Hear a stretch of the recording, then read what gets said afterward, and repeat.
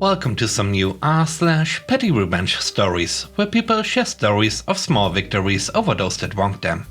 I hope you had a great day. The first story is called Payback Decades Later. I grew up having all my needs met, except that my family wasn't high income or anything. My family wasn't big on mainstream stuff. For example, we were never keen on Disney World or did exactly what others did. We didn't hate on anyone's tastes, but we were more kept to ourselves. I went to a slightly upper class school for the last leg of middle school. I had a boyfriend, but we broke up and I was sulking for a year. I'm sure I might have been depressed. My school boyfriend had a friend who happened to be his neighbor, Jack. Jack and I had a good friendship all through my time at that school. When we graduated, everyone went off with their families to their place of choice. Jack was such a good friend that I have lots of pictures with him. He called me regularly. So he called me that summer and asked where did I go with my family. I candidly answered that I asked my family to take me to a chicken joint. He immediately called his older sister, 22 at the time, and told her. They bullied me while I was still on the line. She called me a pig for celebrating at a chicken joint and said I had no class. Then corrected herself and said she bet I was poor. She said my parents could at least have taken me to a Pizza Hut. I didn't know celebrating at a chicken joint was tacky, but I surely found out. During the conversation, Jack called on her again to inform her that I used to be my school boyfriend's girlfriend. She mocked me again and laughed out loud and said no wonder he dumped her. Jack and I attended the same high school. For a year he picked on me with cruel jokes. One day he told me to stop thinking about my ex because he clearly didn't care about me and that I was a laughingstock. I told him off, he didn't like it and stopped talking to me. I didn't care. He changed schools, so I never heard from him until about 2010. He bore a grudge. Whatever. I ran into them a couple of years ago. This was back when Sears was still open. She was really angry and talking really loud, in the cashier line. She made phone calls like crazy. From what I gathered, she was either separating or getting a divorce. It was a huge spectacle. He kept asking her to keep it down. I walked past them and he gave me a confused look and then smiled. I think he had a hard time recognizing me, or maybe he smiled as a reflex. I stopped, made small talk and then asked her if she remembered me. She said yes, and I reminded her that I'm the pig who ate chicken after graduation. I refreshed her memory about the whole incident and then very sweetly told her that I was aware she had been dumped. Then, with a very sweet but concerned tone, I told her to love herself more because I was being dumped for being poor, according to her. But maybe she was getting dumped for having no filter when treating people. She looked confused. I also told her to please try and get back with her husband because it didn't look like there were too many people out there who might be interested in putting up with her. I left immediately after to avoid any kind of replies. The next story is called You Can Have the Furniture. My ex and I broke up. We lived together. I sold most of my furniture to keep his, and we used that money to buy new things for the apartment like decor and bar stools for the kitchen. He not only wanted to keep all of his furniture, but 50% of the stuff we bought together. I tried to explain that everything became ours 50-50 when I sold my stuff to keep his. It wasn't worth fighting over, he was being pretty vindictive, so I said screw it and let him take it all. I ended up with a desk, a rug, 2 bar stools and some kitchen and decor items. He took all the electronics including the TV, couch, coffee table, TV stand, bed and bed frame, etc. All of the really important and or expensive items. He also returned all the gifts he got me for Christmas / my birthday, but kept his Christmas gifts. More like left me the boxes but took the items out of them. My petty revenge. Most of the furniture was IKEA. All of it is being built with hex keys. I helped him disassemble his furniture for the movers. Then I took his entire bag of hex keys and hardware, the screws and whatnot.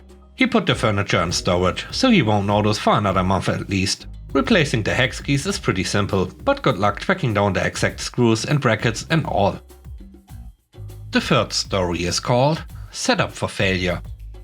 A couple of years ago, I was studying at university.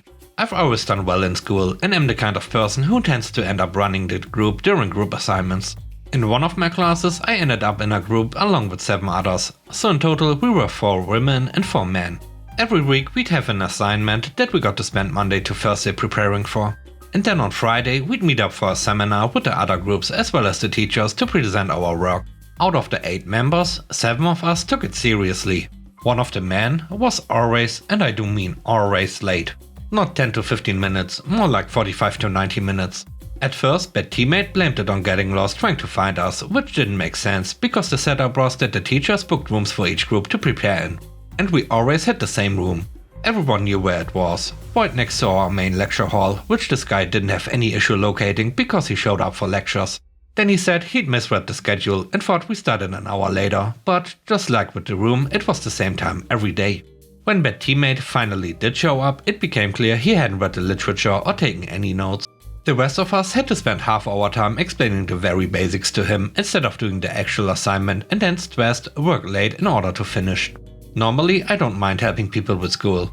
I know sometimes people struggle, whether it's due to learning disabilities, health issues, family problems. I've been in that position myself. What I do hate is people who try to weasel their way out of doing anything, simply because they don't feel like it, but then still expect full credit. Still, we as a group tried to give this guy the benefit of the doubt. We checked in with him, offered to explain the assignments, remind him of the chapters we need to read, and so on. It didn't help. Every Friday seminar, the teachers had a list with all of our names. Everyone had to make at least one comment / answer one question in order to get a passing grade. Higher grades of course required more participation, but that was the minimum. So when one of us spoke, the teachers crossed us off the list.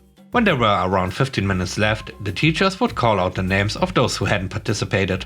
This was to remind them that if they didn't speak, they'd receive a failing grade and have to do an individual written assignment to make up for it.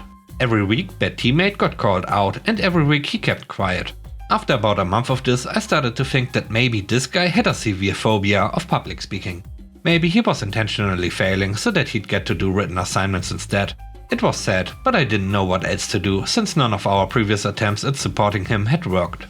Our last seminar that semester was a bit different from the others. We were still allowed to prepare in groups if we wanted to, but at the seminar everyone was expected to present individually. Our group agreed to do most of the prep on our own and then just meet up for a quick check-in before the seminar. During this meeting it became clear that we had misinterpreted some of the questions and we hurried to fix them. Again, bad teammate was super late. He showed up as we were still correcting our answers, but he must have thought we were all done because he said, "Sorry, I'm late. I guess I missed the prep, so if one of you could just take pictures of your notes and send it to me, that'd be great." We all went quiet for a moment. Then we told him that no, we actually weren't quite done yet, so it'd be great if he could sit down and help correct the last couple of questions. Bad teammate looked nervous at that, then said sure, he just had to run to the bathroom first. He disappeared for another 20 minutes and when he came back he tried the same thing again. "You're probably done with the prep now, so just send me the notes." Before we could say anything, the teachers called us inside. Bad teammate didn't get our notes, and predictably he didn't say a word during the seminar either. Fast forward a couple of days later, and bad teammate starts texting me, asking for my notes from all of the seminars. According to him, he totally took notes each time, he just forgot to save the documents on his computer, and now he has to hand in 7+ written assignments to make up for the seminars. I was visiting family at the time, so I told him, truthfully, that I didn't have access to my notes because they were all by hand and I didn't bring my notebooks. He kept insisting that I give him my notes. I later found out he'd been pestering the other girls in the group too for their notes, but not the boys. At this point I was very tired and irritated, so I decided to send him some notes. Just not the ones he wanted.